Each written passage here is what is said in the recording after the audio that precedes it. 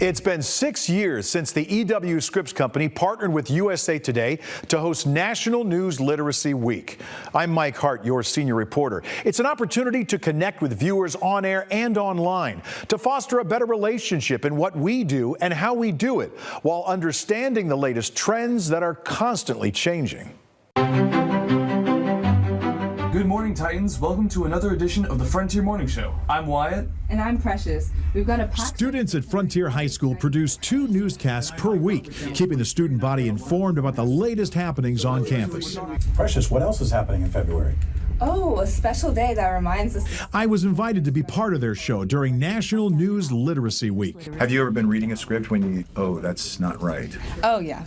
In an age where more young people rely on social media for news and information, this newsroom is teaching an old school lesson in accuracy and being well informed. There's a lot that goes into creating the script, and every section that they have to focus on requires some different parameters. Bryce Hatch is the teacher or news director for this video production class, and in addition to the technical aspects of putting on a newscast, he's helping these young journalists navigate a confusing landscape of information. They come in all the time, something that they've seen on TikTok or Snapchat or YouTube, and then they want to talk about it, and they want to know what the validity is. We know that people really rely on places like social media for their news and for their information. Hannah Covington with the News Literacy Project has been studying the declining trust for legacy news stations and why people are turning to more bite-sized content.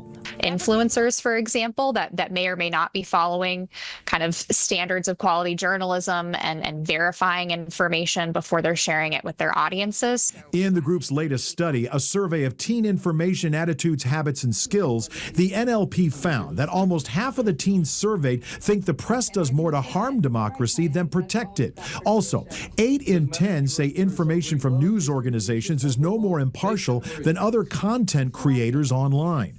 For students in Mr. Hatch's class, they sit on both sides of the news desk. It's important to share accurate information so that we're not misleading the audience and that we're a credible source as well.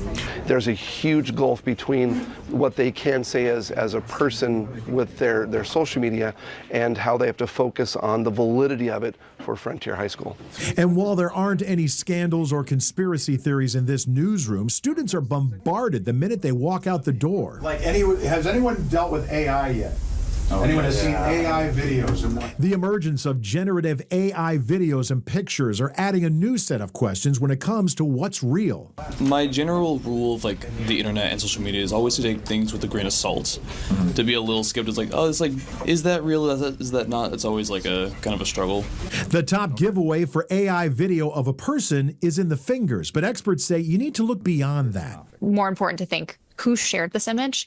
What's the source? Is there evidence being provided for this claim? And what do other sources say? Do some verification on my own. That can go a long way to getting you toward more credible information. And cut. Here you go. Good job, guys. And Hannah Covington with the News Literacy Project adds that professional journalists need to do a better job of telling our own stories when it comes to the stories we cover, explaining how we do the work we do. One small way is connecting with students in the classroom. I'm Mike Hart, your senior reporter.